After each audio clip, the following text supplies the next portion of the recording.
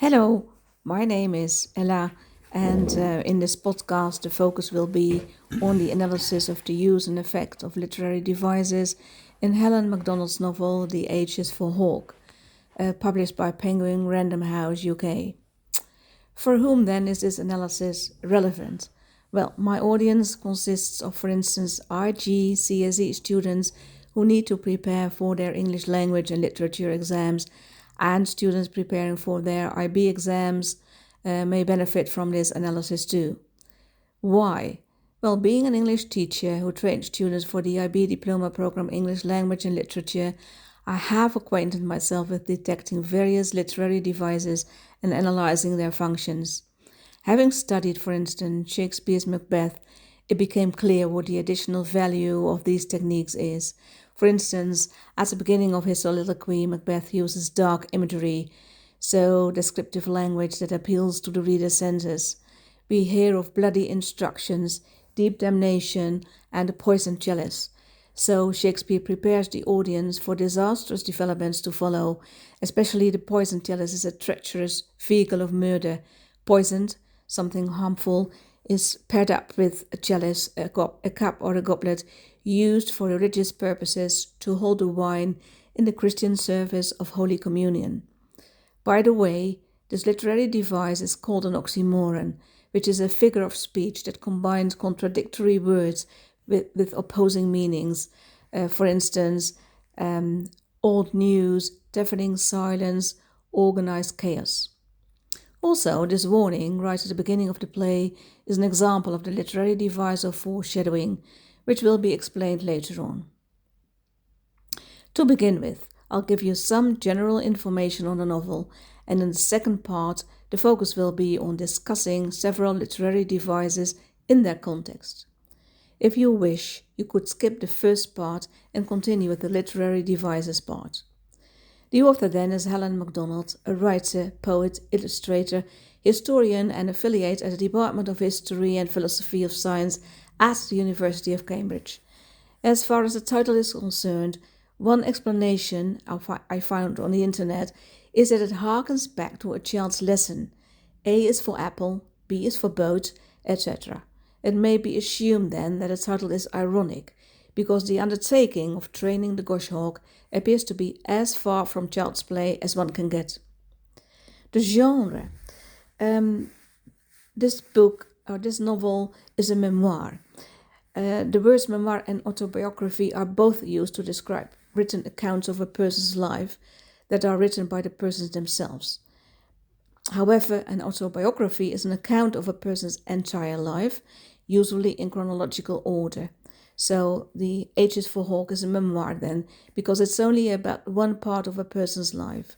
It might be about a person's struggles in life, so dealing with individual emotions such as homelessness, addiction, traumas. The protagonist, the main character, is Helen Macdonald as she embarks on her journey to come to terms with the sudden death of her father. To continue, on the internet, I found an essay that appealed to me as it discusses the antagonistic forces in the novel rather than focusing on one specific antagonist. So I quote from the conclusion part of this essay. Overall, the chapter Small Worlds from Ages for Hawk has multiple antagonistic elements. The narrator's own grief and inner struggles serve as a significant antagonist, as her emotional state prevents her from fully engaging with the world around her.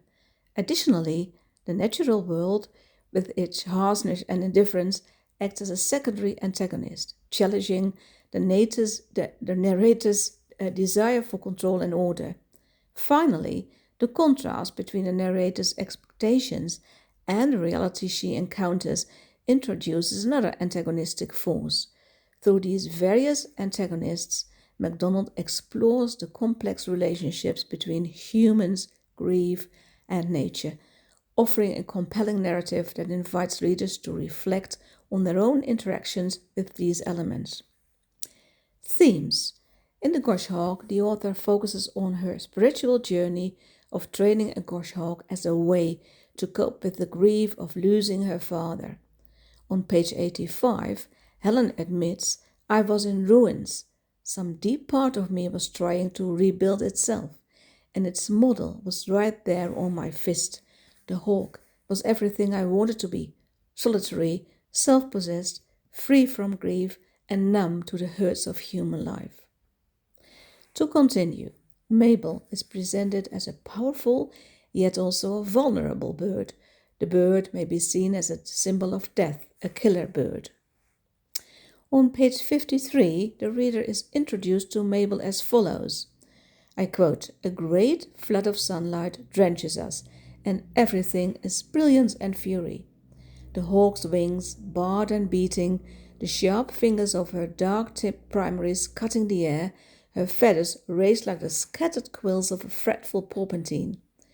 Two enormous eyes, she's the conjuring trick, a reptile, a fallen angel, a griffin from the pages of an illuminated bestiary, something bright and distant, like gold falling through water, a broken marionette of wings, legs, and light-splashed feathers."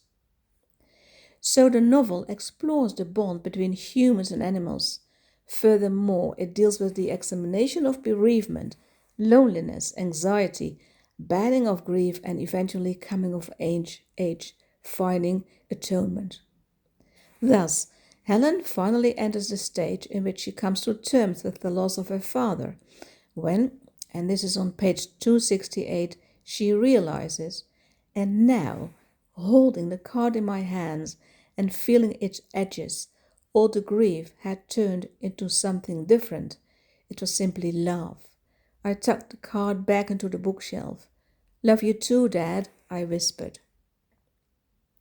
The setting is predominantly Cambridge, the Bracklands in Cambridgeshire, the UK.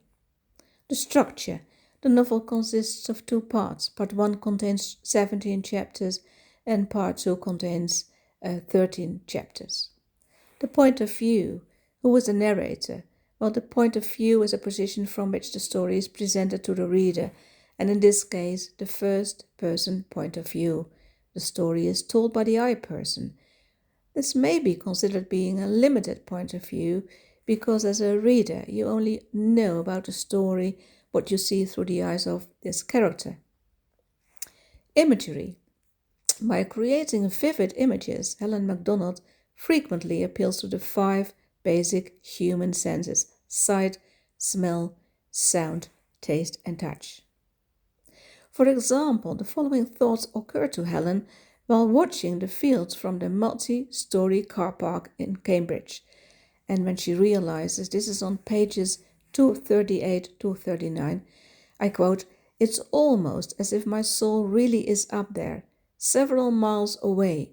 So sight, standing on thistly clay, so touch, watching my soulless self standing in the car park, with diesel and concrete in her nose, smell, and anti-skid asphalt under her feet, so again touch. And this is on page 239. So using the 5 senses in writing can deeply immerse readers in scenes and stories by creating more vivid imagery in their minds. Another example is to be found on page 232. That is, when Helen takes Mabel up to the hill, we read, "There is sticky mud," so touch, "and pheasant prints," sight, in it. "Flocks of field fares, check, check," so sound.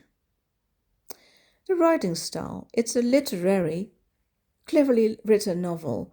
Helen herself being a professional falconer, so being an expert herself, she uses many technical terms, e.g., "I have 3 different receptor sensitivities in my eyes, red, green, and blue." Hawks, like other birds, have 4. This hawk can see colors I can't, right into the ultraviolet spectrum. She can see polarized light too, watch thermals of warm air rise, roil and spill into clouds, and trace too the magnetic lines of force that stretch across the earth.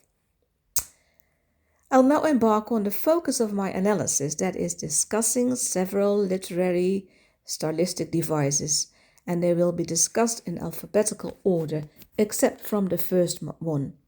And what's more, they will be analyzed in their context. so the meaning they have in the story. The first device being allusion, which is a brief, intentional reference to a historical, mythic, or literary person, place, event, or literary work outside the novel. Then why do writers use allusion? Well, this may add depth and dimension to writing, providing writers with an efficient tool that can help them enrich a text by connecting it to a broader cultural, literary, or historical context. So, in the first place, Helen Macdonald makes reference to T.H. White's The Goshawk, which was published in 1951. It's an account of his attempt to train a northern goshawk using traditional rather than modern falconry techniques. Also, reference is made to Terence Henry Tim White, who is best known for his Arthurian novels, which were published together in 1958 as The Once and Future King. One of his best known is the first of the series, The Sword in the Stone, which was published as a standalone book in 1938. Another reference is made to World War I poet Siegfried Sassoon, who is well known for his poem Suicide in the Trenches. And you can find this reference on page 192. Furthermore, The History of the Kings of Britain by Geoffrey of Monmouth is also a reference on page 226. Le Morte d'Arthur by Sir Thomas Malory on page 227. And on page 257, reference is made to Shakespeare's play The Tempest, when White becomes Prospero, the magician who allows the Holocaust escape. So I quote, "And then he will be Prospero, of course, the masterly magician who has led them through all the ceremonies and ordeals of their hawkish adolescence. For White thinks he knows what freedom is now and what growing up means." And this is on page 257.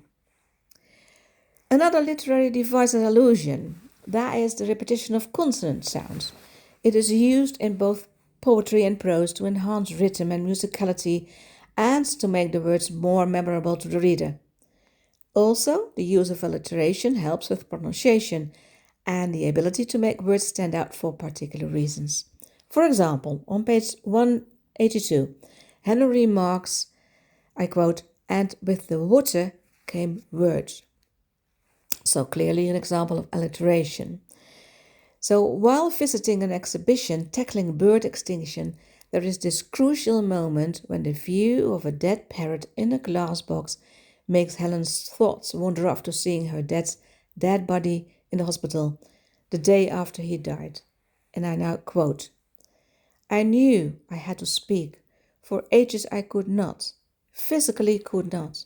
Something the size of a fist was in my throat, and it was catching the words and not letting them out. I started to panic. Why couldn't I speak? I have to speak to him." And then the tears came. They were not like normal tears. Water coursed in sheets down my cheeks and dripped to the hospital floor. And with the water came the words. So I leaned over the bed and spoke to my father, who was not there. I addressed him seriously and carefully. I told him that I loved him and missed him and would miss him always. And I talked on, explaining things to him, things I can't now remember, but which at the time were of clear and burning importance. Then there was silence, and I waited. I didn't know why, until I realized it was in hope that an answer might come. And then I knew it was over. I took my father's hand for the last time, squeezed it in a brief goodbye, and quietly left the room. So the I person realizes that she has to go on with her life, and thus accept her father's death, which is a fact. This realization is also called an epiphany. That is an insight, in other words, a eureka moment, as it were. Epiphanies expose new information and add depth to a scene, a character, or a narrative. Another eureka moment occurs on page 222. Human hands are for holding other hands. Human hands are for holding other humans close. They're not for break the necks of rabbits, pulling loops of viscera out onto leaf litter, while the hawk dips her head to drink blood from her quarry's chest cavity. Well, this is the moment it is starting to dawn on Helen. She eventually has to set Mabel free, realizing hers and the hawk's ways are eventually meant to be separated. MacDonald subtly prepares the reader that this moment is inevitable, which will be shown later on. Then the literary device of foreshadowing, which is a plot element that hints at something to come later in the story.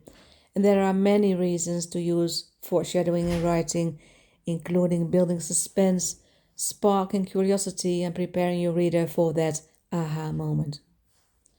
On page 53 we read, I quote, "Don't want you going home with the wrong bird." So when Helen is at the Scottish Quay to collect her goshawk, she was supposed to buy the older one. Eventually she takes home the younger one because she was mesmerized by it at first sight. I quote, "The man pulls an enormous hawk out of the box, and in a strange coincidence of world and deed, a great flood of sunlight drenches us, and everything is brilliance and fury." So this description foreshadows the special relationship that evolves between Helen and Mabel, as well as the path Helen takes from awe, companionship, pain, growing up, coming to terms, and eventually parting, which culminates in Helen eventually setting Mabel free. And as we carry on reading, we realize that training Mabel, her goshawk, is a prerequisite for Helen's healing process, so taking Mabel home was the right decision. The next literary device is hyperbole. Hyperbole is a technique that uses exaggeration to emphasize something or evoke strong emotions. It's a figure of speech that rather than a literal meaning has a figurative meaning. On page 242 we read, I quote, "It's turned cold, cold so that sources of ice lie in the mud." By the way, this is a metaphor. "So cold that each breath hangs like parceled sea fog in the air." So the hyperbole does stress the intensity of the cold weather, it being winter time. I quote, "The days now are a bare 6 hours long." And this is on page 244. Also, it may reflect the loneliness and panic Helen experiences when she loses sight of Mabel. I quote, "Mabel is lost. I feel giddily, terribly alone." And shortly afterwards, Helen hears a shotgun and is afraid she might be shot. I quote, "She wouldn't live long at all. Please don't let her be shot." And this is from page 244. By the way, I hope the just mentioned metaphor didn't escape your attention.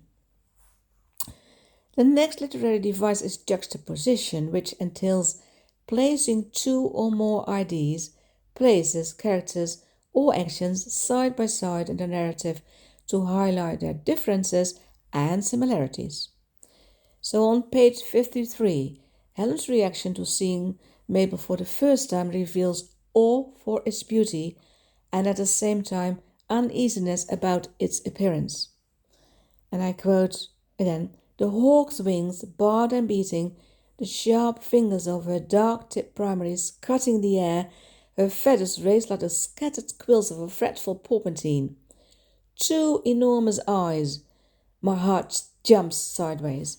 She's a conjuring trick, a reptile, a fallen angel, a broken marionette of wings, legs, and light-splashed feathers, a griffin from the pages of an illuminated bestiary, something bright and distant, like gold falling through water." By the way, a broken marionette of wings, legs, and light-splashed feathers is a tricolon. The next literary device is a metaphor, which is an expression often found in literature that describes a person or object by referring to something that is considered to have similar characteristics to that person or object. For instance, the mind is an ocean and the city is a jungle. On page 94, the falconhood, which is meant to keep the bird quiet, is compared to a Prada shoe. I quote, "It's so beautifully made," she said. "It's like a Prada shoe." By the way, I now realize, technically speaking, this is a simile. A little challenge here for you, so I hope you guys by now know the difference between metaphor and simile. And if you don't know, it's about time you smarten up on these devices.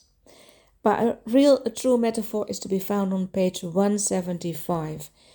I quote, the hawk's brains are called, and I now quote, a tactical computer. So, as I said, this is a metaphor, and it implies that the hawk's brains are fast and are very clever. Next then, onomatopoeia. So the formation of a word from a sound associated with what is named. For instance, cuckoo, sizzle, buzz, hiss, mew, chirp. So as you know, a relatively large number of bird names have arisen by onomatopoeia. An example is to be found on page 53. I quote, a sudden thump of feathered shoulders and the box shook as if somebody had punched it hard from within. Scratching talons, another thump, and another thump. So the introduction of the bird foreshadows what it will be like. A strong and powerful, high energy, violent, aggressive, yet vulnerable creature. Then parallelism, so using parallel structures, which involves using similar or repeated grammatical structure across words, phrases, clauses, or sentences, like in the phrase, easy come, easy go. It's more than just repetition of the same word. It's about creating balance, rhythm, and clarity, making ideas easier to grasp and remember. And on page 240, we find the following example. These are again Helen's ponderings while watching the landscape from the multi-story car park, and when she realizes how intrigued she still is by the biggest mysterious field, and she remembers, I quote, walking it with Mabel is like playing natural historical battleships. Anything could be living in these thick packed bluish leaves. And now the examples of parallelism. I quote, there is the tree Mabel dived from to crush me on the head. There's the invisible line in the air along which with the very first time she followed a cock pheasant to cover. And there's the hedge where she clung, tail fanned wide, wings which pressed against twigs looking for a pigeon already gone. There's the bramble bush that tripped me and pitched me into a flooded ditch. So, can you explain what the effect is here? What does it do to you? Why does the author use parallelism here? Well, for me, this is a crucial moment. It expresses Helen's awe for nature as well as being reminded of experiencing valuable moments with her hawk. The next literary device is personification. The definition of personification is the description of an object or an idea as if it had human characteristics. Its purpose then is to capture the audience's attention by giving life to inanimate objects or abstract concepts, making your speech more engaging and memorable. Attributing human characteristics to non-human elements evokes emotions, creating a stronger connection between the reader, the speaker, and the listener's readers. For example, on page 142, after watching a woman who was, I quote, reaching up to peel a huge vinyl sticker of a singing skylark from the glass on a bank building, Helen feels, I quote, blind, cold, shaking fury. So personification. I felt it rise. It had been advertising some kind of financial offer, and now the offer was finished, and so was the lark. Well, obviously, after her father's death, Helen goes through various stages of grief, that is, denial, anger, bargaining, depression, and acceptance. Another example of personification on page 232 is, I quote, fractious gusts of wind rattle the hedgerows, blowing voluminous shoals of leaves over us as we walk up the track. The above thoughts occurred to Helen while taking Mabel up to the hill. in chapter 25, when she feels that, I quote, and this is on page 234, something has changed inside me. Today it's hard to slip into the exquisite, wordless sharpness of being a hawk. And a little further down, I quote, and the distance between Mabel and me increasing. On page 234. So there are forebodings here that eventually something crucial, though natural, is going to take place. In addition, Helen realizes, I quote, I see, too, that her world and my world are not the same, and some part of me is amazed that I ever thought they were. I quote, I realize something has changed about the space between the goshawk and me. So obviously this culminates into Helen letting go of her goshawk. Then the literary device called simile. So a simile is a figure of speech in which one thing is explicitly compared with something else of a different kind, using the words as or like. It serves to create a vivid image in the reader's mind, helping to engage and absorb them.